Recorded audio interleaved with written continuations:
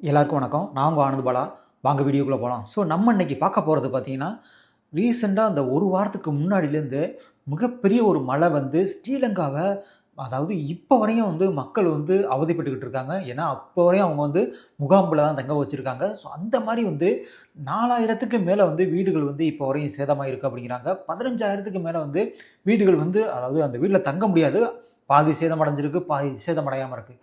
இந்த மாரி வந்து மக்கள் ஒரு அவதிப்பட்டுட்டு இருக்க நிலையில, நேத்து அதாவது வெள்ளிக்கிழமை வந்து பார்த்தீங்கன்னா, ஸ்ரீலங்காவோட நாடாளுமன்றத்தில மிகப்பெரிய ஒரு அறிவிப்ப வந்து அங்கே உள்ள அதிபர் வந்து வெளியிட்டிருக்காங்க. பெரிய ஒரு அறிவிப்ப வந்து வெளியிட்டிருக்காங்க. இவங்க என்னென்ன அறிவிப்பெல்லாம் வெளியிட்டிருக்காங்க, அதையெல்லாம் வந்து வாங்க இதில பார்ப்போம். ஏன்னா, ஒரு அதிபர்னா எப்படி இருக்கணும், எப்படி இருக்கக்கூடாது அப்படிங்கிறதுக்கு மிக முக்கியமான ஒருத்தரு இவர தான் சொல்லலாம். ஏன்னா, மக்களுக்கு என்ன செய்யணுமோ, அதை எல்லாமே வந்து இப்போ வரையும் வந்து அவ்வளோ ஒரு இந்த ஒரு மழை காலங்கள்ல வந்து எப்படி வந்து அத வந்து கண்ட்ரோல் பண்ணணும், எப்படி வந்து அத வந்து மானிட்டர் பண்ணணும், எல்லாத்தையும் வந்து அவ்வளோ அளவுக்கு வந்து பார்த்துக்கிட்டு இருக்காரு இந்த அதிபர். அந்த அதிபர் என்னென்ன வந்து அறிவிச்சிருக்காங்க, அதாவது இந்த வெள்ளிக்கிழமை என்னென்ன அறிவிச்சாங்க, எல்லாத்தையும் ஒன் பை ஒன்னா பார்க்கலாம். நமக்கு தெரியும், இந்த மழைனால வந்து இந்த டிட்வா புயல்னால ஸ்ரீலங்கா மட்டும் இல்ல, இப்போ தமிழ்நாடு வந்து அதிகமா பாதிப்பு அடைஞ்சிருக்கு அப்படின்னு தான் சொல்லலாம். ஆனா ஸ்ரீலங்காவ வந்து பார்த்தீங்கன்னா, அதிகமான பாதிப்புகள் ஏற்பட்டிருக்கு. இதனால வந்து பாலங்கள் உடைஞ்சதா இருக்கட்டும், அங்கே உள்ள கம்யூனிகேஷன் கட் ஆனதா இருக்கட்டும், அங்கே உள்ள அதிகமான பாலங்கள் உடைஞ்சதா இருக்கட்டும், அது மட்டும் இல்லாம அங்கே வந்து எலக்ட்ரிசிட்டியே வந்து ஒரு சில ஊருக்கு இன்னும் கிடைக்கவே இல்ல அப்படிங்கிறாங்க. இன்னும் பார்த்தீங்கன்னா, ஒரு சில கிராமங்களே வந்து காணோம். ஏன்னா, எல்லாம் அந்த மண் சரிவில வந்து காணோம் அப்படிங்கிற மாரியெல்லாம் வந்து சொல்லப்படுறாங்க. அந்த அளவுக்கு உள்ள ஒரு மனவேதனையான ஒரு விஷயம் வந்து பார்த்தீங்கன்னா, ஸ்ரீலங்காவுல நடந்துச்சு.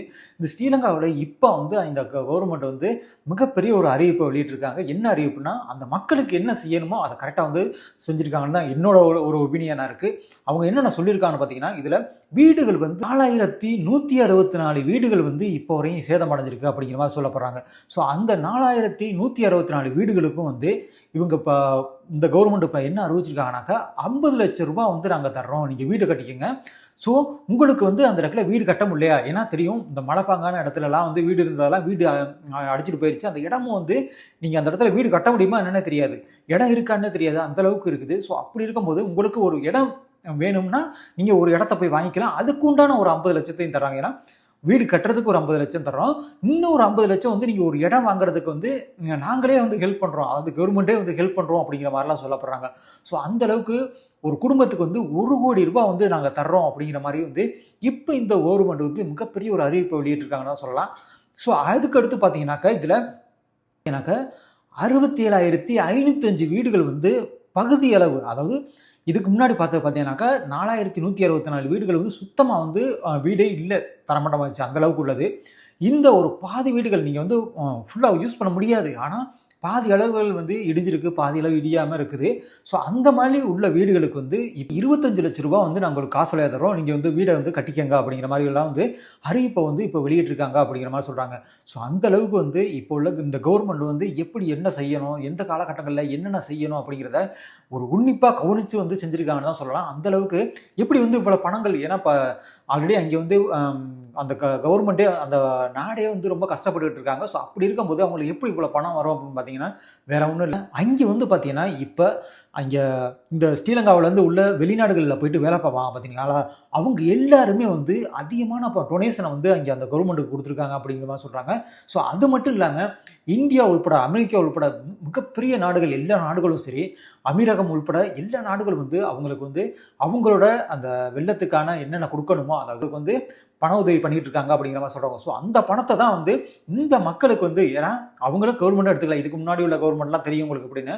ஆனா இந்த கவர்மெண்ட் பார்த்தீங்கன்னா, அந்த பணத்த வந்து மக்களுக்கு டைரக்ட்டா கொண்டு சேர்க்கணும் அப்படிங்கிற ஒரு இதுல வந்து இந்த மிகப்பெரிய ஒரு அறிவிப்ப வெளியிட்டிருக்காங்கன்னு சொல்லலாம். அதுவும் வந்து நம்ம வந்து ஒரு வீடு தான் போச்சுன்னா கிடையாது. அந்த வீட்ல என்னென்ன பொருட்கள் வச்சிருந்திருப்பாங்க, என்ன அவங்களுக்கு யூஸ் பண்றதுக்கான சாப்பாட்டுக்கு எல்லாத்துக்குமே அங்கே தான் வச்சிருந்திருப்பாங்க.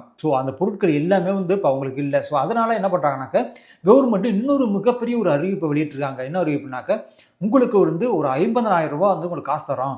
அத வச்சு நீங்க வந்து உங்களுக்கு என்னென்ன பொருட்கள் தேவையோ அவ்வளதையும் வந்து நீங்க வாங்கிக்கங்க அப்படிங்கிற மாரி வந்து இப்ப அந்த கவர்மெண்ட் வந்து மிகப்பெரிய ஒரு அறிவிப்ப வந்து பார்த்தீங்கன்னா, இப்ப வரையும் வந்து 43,713 குடும்பங்கள் வந்து இதுல வந்து குடும்பங்கள் வரையும் வந்து பார்த்தீங்கன்னாக்க, முகாம்கள வந்து தங்க வச்சிருக்காங்க. இந்த முகாம்கள்ல இருக்கிறவங்க உங்களுக்கு விருப்பப்பட்டா, ஸோ உங்களுக்கு விருப்பப்பட்டாக்க நீங்கள் இங்க இருந்து உங்களுக்கு யாராவது வேறு இடத்துல வந்து தங்குற மாதிரி இருந்துச்சுன்னா நீங்கள் போய் நீங்கள் தங்கிக்கிறலாம்.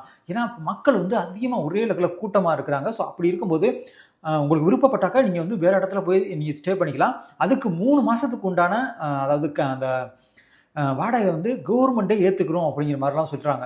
ஸோ அப்படி முடியலைன்னா 3 மாதம் இல்லைன்னா இன்னும் 3 மாதம் எக்ஸ்டெண்ட் பண்ணிக்கிறோம். மொத்தம் 6 மாதம் வந்து நீங்கள் வந்து எங்கே வேணாலும் வாடகைக்கு இப்போ தங்கிக்கோங்க. உங்களுக்கு உண்டான வாடகை வந்து இங்கே கவர்மெண்ட்டே வந்து உங்களுக்கு கொடுக்கும் அப்படிங்கிற மாதிரி வந்து மிகப்பெரிய ஒரு அறிவு. இதில் முக்கியமாக பார்த்தீங்கன்னா அடுத்து வந்து ஸ்டூடெண்ட்ஸ் வந்து அவங்க படித்த புத்தகமாக இருக்கட்டும், அவங்களுக்கு தேவைப்படுற சர்டிஃபிகேட்டாக இருக்கட்டும், எல்லாமே வந்து பார்த்தீங்கன்னா இதில் வந்து மழையில் வந்து வீணாக போயிடுச்சுன்னா சொல்லலாம். ஸோ அந்த மாதிரி உள்ளவங்களுக்கு அதாவது அவங்களுக்கு 16,000 ரூபாய் வந்து அவங்களுக்கு வந்து கவர்மெண்ட் வந்து கொடுக்க போகுது அப்படிங்கிறாங்க. இந்த 16,000 ரூபாயில் உங்களுக்கு நோட்ஸு, புக்ஸு என்னென்ன வாங்கிக்கிறணுமோ அதையெல்லாம் வந்து இதில் வாங்கிக்கங்க அப்படிங்கிற மாதிரி என்ன அறிவிப்புனாக்க 2026 உங்களுக்கு வந்து சொத்துக்கான வரியை வந்து நீங்கள் கட்ட தேவையில்ல.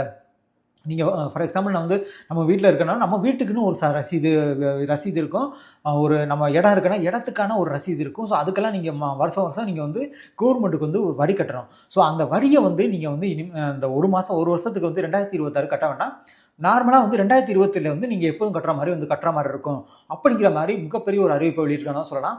அடுத்து வந்து பார்த்தீங்கன்னா மிகப்பெரிய ஒரு அறிவிப்பு வந்து நீங்கள் வந்து கால்நடைகள் வச்சுருப்பீங்கன்னா, ஸோ இந்த கால்நடைகள் மிகப்பெரிய பண்ணைகள்லாம் வச்சுருந்தாங்கன்னா அந்த பண்ணைகள் வந்து நீங்கள் வந்து அங்கே கவர்மெண்ட்டில் வந்து ரிஜிஸ்டர் பண்ணியிருந்தால் மட்டும் ஸோ பண்ணியிருந்தீங்கன்னா உங்களுக்கு வந்து பார்த்தீங்கன்னா அதுக்குண்டான 4 லட்சம் ரூபாய் வந்து பார்த்தீங்கன்னா உங்களுக்கு பணமாக கொடுக்கப்படும் அப்படிங்கிற மாதிரி மிகப்பெரிய ஒரு அறிவிப்பை வெளியிட்டிருக்காங்கன்னு சொல்லலாம். நீங்கள் ஒரு மிகப்பெரிய பண்ணையாக வச்சுருந்தாலும் சரி, சின்ன பண்ணையாக வச்சுருந்தாலும் ஸ்மால் அந்த சின்ன பண்ணைகளாக வச்சுருந்தாலும் ஆட்டு பண்ணையாக இருக்கட்டும், மாட்டு பண்ணையாக இருக்கட்டும், எந்த பண்ணைகள் வச்சுருந்தாலும் உங்களுக்கு வந்து பார்த்தீங்கன்னாக்கா 4 லட்சம் ரூபாய் வந்து கவர்மெண்ட் மூலியமாக கொடுக்கப்படும் அப்படிங்கிற மாதிரி மிகப்பெரிய ஒரு வந்து சொல்லியிருக்காங்க. ஸோ அது மட்டும் இல்லாமல் இதில் மிகப்பெரிய இன்னொன்று என்னன்னாக்கா நீங்கள் வந்து இப்போ விவசாயம் பண்ணியிருப்பாங்க, நிறைய பேர் விவசாயம் பண்ணியிருப்பாங்க. ஸோ அந்த விவசாயம் பண்ணினதில் பயிர்களாக இருக்கட்டும், அதாவது நெல், சோளம், கம்பு இந்த மாதிரி நிறைய விவசாயங்கள் வந்து காய்கறிகள் இதெல்லாம் பண்ணியிருப்பாங்க. ஸோ அப்படி பண்ணினதில் இதில் வந்து பார்த்தீங்கன்னா நெல், அந்த சோளம் இதுக்கெல்லாம் வந்து 1 ஹெக்டருக்கு வந்து பார்த்தீங்கன்னா அவங்க எவ்வளோ கொடுக்குறாங்கனாக்கா 1,50,000 லட்சம் ரூபாய் வந்து உங்களுக்கு கொடுக்குறாங்க அப்படிங்கிற மாதிரி வந்து அந்த அறிவிப்பை வெளியிட்டிருக்காங்க. இங்கே வந்து நெல் இதெல்லாம் பயிரிட்டு அந்த பயிர் வந்து சேதமாக இருந்துருச்சுன்னா உங்களுக்கு அதை யூஸ் பண்ண முடியாமல் போச்சுன்னா அவங்களுக்கு 1 ஹெக்டருக்கு மட்டும் பார்த்தீங்கன்னாக்கா 1,50,000 லட்சம் ரூபாய் வந்து காசாக வந்து அந்த ஃபார்மருக்கு கொடுக்க போகிறோம் அப்படிங்கிற மாதிரி சொல்லப்படுறாங்க. அது மட்டும் இல்லாமல் அடுத்து வந்து பார்த்தீங்கன்னா காய்கறிகளாக இருக்கட்டும், மற்ற இந்த மாதிரி வெஜிடபிள்ஸ் ஐட்டங்கள் செஞ்சு அது வந்து அந்த ஒரு ஹெக்டருக்கு வந்து இல்லாமல் போயிடுச்சுன்னா அதுக்கு பார்த்தீங்கன்னாக்கா 2 லட்சம் ரூபாய் வந்து உங்களுக்கு கவர்மெண்ட் மூலியமாக வந்து பணம் கொடுக்கப்படும் அப்படிங்கிற மாதிரிலாம் சொல்கிறாங்க. ஸோ அந்த அளவுக்கு வந்து இந்த கவர்மெண்ட் வந்து மக்களை எவ்வளோ நேசிக்கிறாங்க அப்படிங்கிறத வந்து இதுலேருந்து நம்ம தெரிஞ்சுக்கலாம். ஏன்னா ஒருத்தவங்க வந்து அடிமட்டத்திலேருந்து வந்தவங்களுக்கு தான் தெரியும். அதாவது கீழே உள்ள மக்கள் வந்து எவ்வளோ கஷ்டப்படுவாங்க, ஒரு மலையில் அடிபட்டாலோ எதில் அடிபட்டாலோ எவ்வளோ கஷ்டப்படுவாங்க அப்படிங்கிறத வந்து நம்ம இந்த கவர்மெண்ட் மூலியமாக நம்ம வந்து தெரிஞ்சுக்கணும்னு நினைக்கிறோம். ஏன்னா இது வந்து நம்ம இந்தியாவிலையும் வந்து இதை வந்து மிகப்பெரிய லெவலில் இந்த மாதிரி ஒரு ஃபாலோ பண்ணாங்கன்னா ரொம்ப நல்லாயிருக்கும். ஏன்னா அது நம்ம சின்ன நாடு அப்படின்லாம் சொல்லிட்டு போயிடுவோம். அப்படின்னு சொன்னாலும் நம்ம நாட்டிலையும் வந்து இது மாதிரி எப்படிதான் பண்ணலாம். ஏன்னா ஒரு தமிழ்நாடு எடுத்துக்கிட்டால் ஒரு ஸ்டேட் அந்த ஸ்டேட்டில் உள்ளவங்க நினச்சா கூட கண்டிப்பாக இந்த மாதிரிலாம் பண்ணலாம்.